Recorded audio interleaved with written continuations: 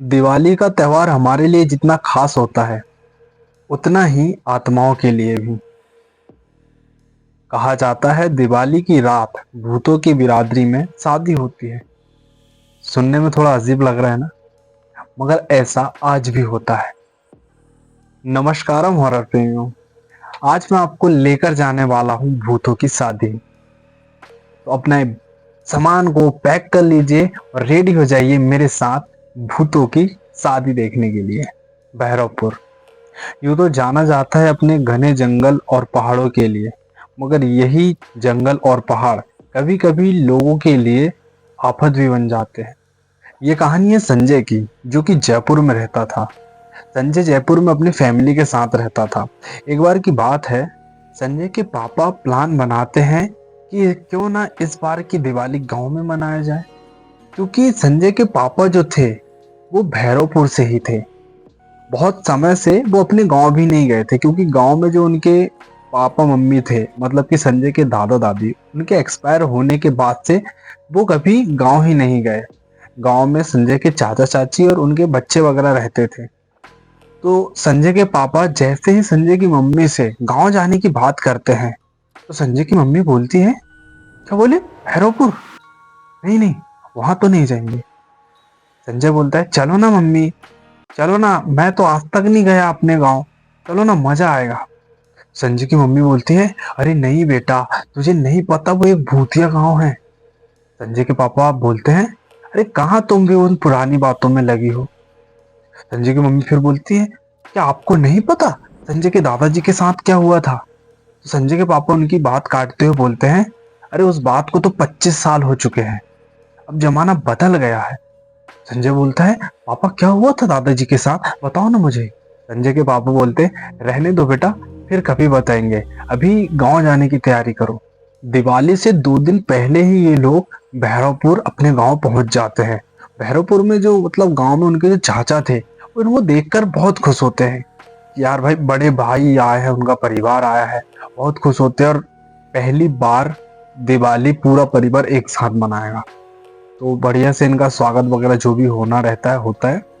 और उन मतलब संजय के चाचे का एक लड़का भी होता है, उसका नाम होता है राहुल। तो संजय और राहुल में काफी अच्छी बनती है, ठीक है, काफी अच्छे घुल मिल जाते हैं वो लोग। तो नाइट में एक ही रूम पर वो स्टे करते दोनों। रात को 10-11 बजे के लगभग संजय राहुल से पूछता है, राहुल के तुझे पता अपने दादाजी के साथ क्या हुआ था? राहुल बोलता है, हाँ, पूरे गांव को भी पता है क्या हुआ था उनके साथ। तो संजय बोलता है, पता ना भाई, मुझे भी पता ना क्या हुआ था दादाजी के साथ अपने। तो राहुल बताता है, एक बार ऐसे ही पूरा परिवार इकट्ठा हुआ था दिवाली के दिन। सभी लोग बढ़िया खुशियां मना रहे थे, पूरे गांव में दीप जल रहे थे, पटाखे जल रहे थे। तो दिवाली लगभग मना के हो चुकी थी। नाइट में समथिंग वही 12-1 बजे के टाइम पर खाना वगैरह खाने के बाद दादाजी खेतों की तरफ चले जाते हैं। मतलब गांव के सारे लोग गांव में ही थे और परिवार के भी सभी लोग गांव में थे। तो दादाजी खेतों की तरफ चले जाते हैं कि हो ना हो कोई जानवर आके फसल को नुकसान पहुंचा दे, क्योंकि अपना जो खेत है वो जंगल के बीचों बीच में है, जंगल की तरफ है। तो ये जाते हैं, लेकिन कभी वापिस ही नहीं आते। 2-3 दिन के बाद उनकी जो डेड बॉडी है वो बड़े से पीपल के पेड़ के पास मिलती है। कहा जाता है उस पीपल से दिवाली की रात भूतों की बारात निकलती है, और जो भी उस बारात को देख लेता है वो जिंदा नहीं बचता। तो ये सुनकर संजय हंसने लग जाता है, बोलता है, अरे दादाजी की जो मौत हुई होगी वो हार्ट अटैक या किसी अलग वजह से हुई होगी। कहाँ तुम लोगों ने इसे भूतों से जोड़ दिए, तुम गांव वाले और तुम लोग बेवजह ही डर रहे हो। राहुल उसे समझाता भी है कि भाई ऐसा ही हुआ था दादाजी के साथ, लेकिन वो मानने को तैयार ही नहीं था। मॉर्निंग होती है, सुबह मॉर्निंग में राहुल जो है वो संजय को अपने दोस्तों से मिलवाता है। तो मिलवाने के बाद फिर से यही बात होती है उन लोगों की। फिर भी संजय मानने को तैयार ही नहीं। संजय शर्त लगाता है, ठीक है, दिवाली की रात हम लोग जाएंगे वहां पर देखने के लिए, मैं ये साबित कर दूंगा कि ऐसा कुछ भी नहीं है, ठीक है। तो उनकी शर्त लगती है। अब दिवाली की रात बढ़िया से पूजा वगैरह करने के बाद ये लोग पटाखे जलाते हैं। जलाते जलाते ये अपने घर से थोड़ा दूर चले जाते हैं। संजय बोलता है राहुल चलें। राहुल पहले तो मना करता है, लेकिन संजय बोलता है भाई नहीं है तो मेरा नहीं जाएगा मेरे साथ। तो राहुल को मजबूरी में आना ही पड़ता है और साथ में अपने एक दो दोस्तों को भी ये लेके चले जाते हैं साथ में। तो टोटली 5 लोग जाते हैं जंगल की तरफ, उसी पीपल के पेड़ की तरफ।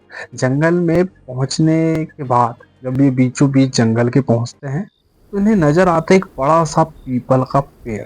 पीपल के पेड़ से लगभग 200 मीटर की दूरी में ये झाड़ी के पीछे छुपकर देख रहे थे, मगर इन्हें वहां से कुछ भी हलचल या फिर कुछ भी ऐसा सुपर नेचुरल एक्सपीरियंस ऐसा कुछ भी नजर नहीं आ रहा था। वहां से कुछ भी हलचल पीपल के पेड़ के पास नजर नहीं आ रही थी।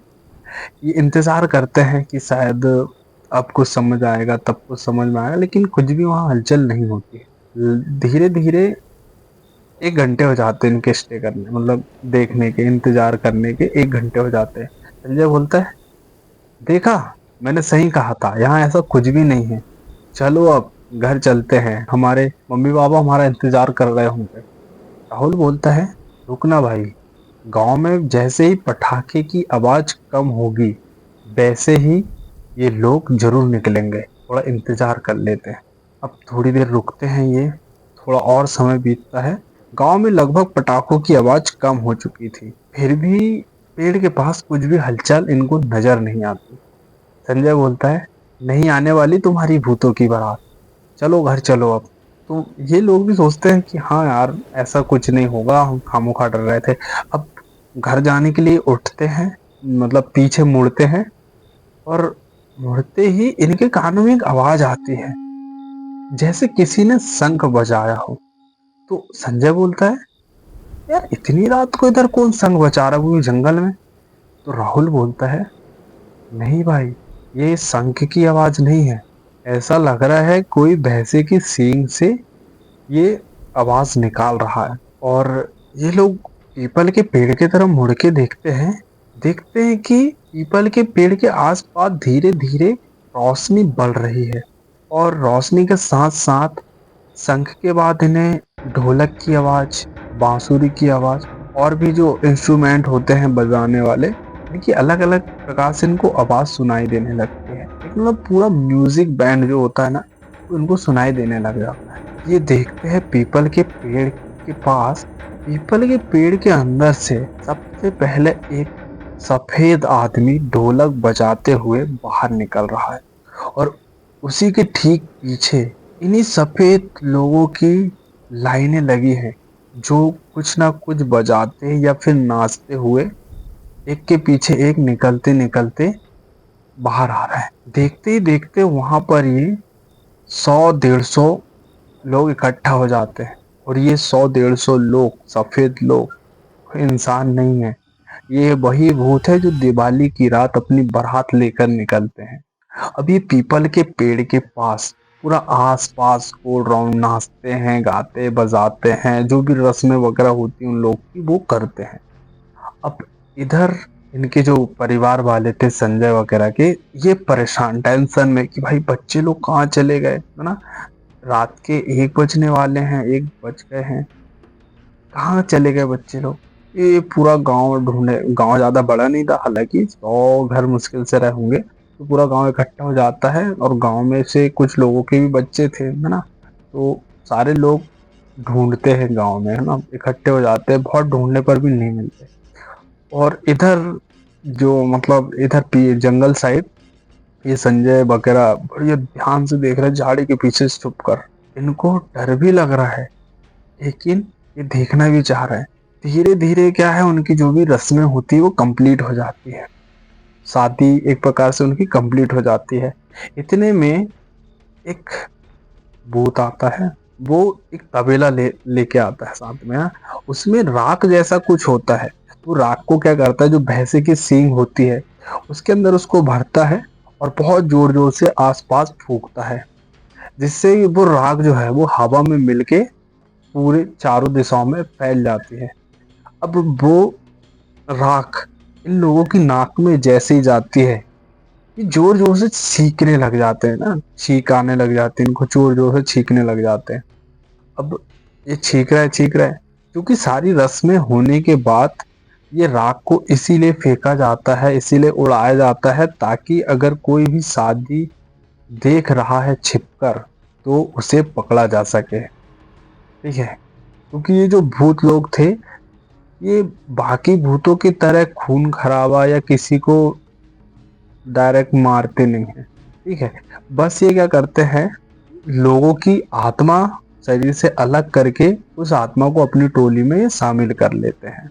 अब जैसे ये लोग छींकते हैं तो उनको पता चल जाता है कि कोई लोग तो है जो हमें छिपकर देख रहा है।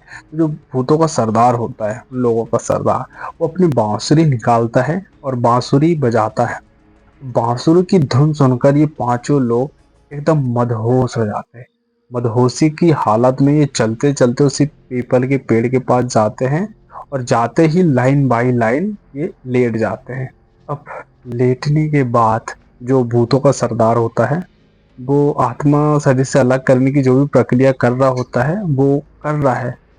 इन लोगों को नजर तो आ रहा है कि हमारे साथ क्या चल रहा है, लेकिन ये आधी बेहोशी की हालत में ये कुछ भी करने की हालत में नहीं, ना वहां से भाग सकते ना उठ सकते, कुछ नहीं, बस वो नजर आ रहा है कि क्या चल रहा है।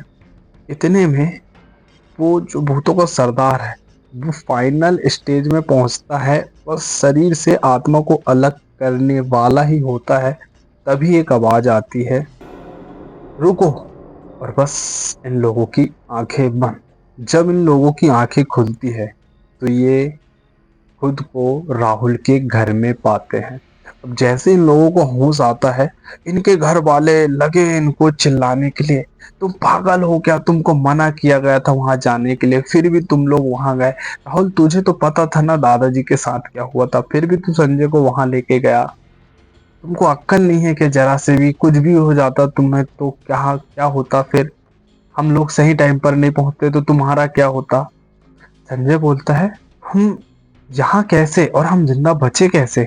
तब संजय के जो चाचा होते हैं वो बोलते हैं कि अगर हम सही टाइम पर वहां नहीं पहुंचते तो तुम लोग आज जिंदा नहीं होते। जब बहुत ढूंढने पर भी तुम लोग नजर नहीं आए थे तो हम समझ गए थे हो ना हो तुम लोग उसी पीपल के पेड़ की तरफ गए हो। तो हमने अपने गांव के जो ओझा हैं उनको साथ में लेके गए, क्योंकि एक बार ओझा और उन्हीं भूतों के बीच में एक संधि हुई थी कि अगर कोई इंसान हमारी बारात देख लेगा और सही टाइम पर हमें अगर किसी जीव की बलि दे दी जाएगी तो हम उस इंसान को छोड़ देंगे। तो ओझा को लेके गए थे हम साथ में बकरे को लेकर गए थे। तो बकरे की बलि हमने उन भूतों को दी, उनके बदले में उन्होंने तुम लोगों को छोड़ा, नहीं तो तुम आज जिंदा नहीं बचते। तो मोरल ऑफ द स्टोरी, कभी भी बड़ों की बातों को नजरअंदाज नहीं करना चाहिए। बाकी कहानी पसंद आई हो तो वीडियो को लाइक कर दीजिए, चैनल पे पहली बार आए तो चैनल को सब्सक्राइब कर दीजिए ऐसी ही अनसुनी कहानी को सुनने के लिए।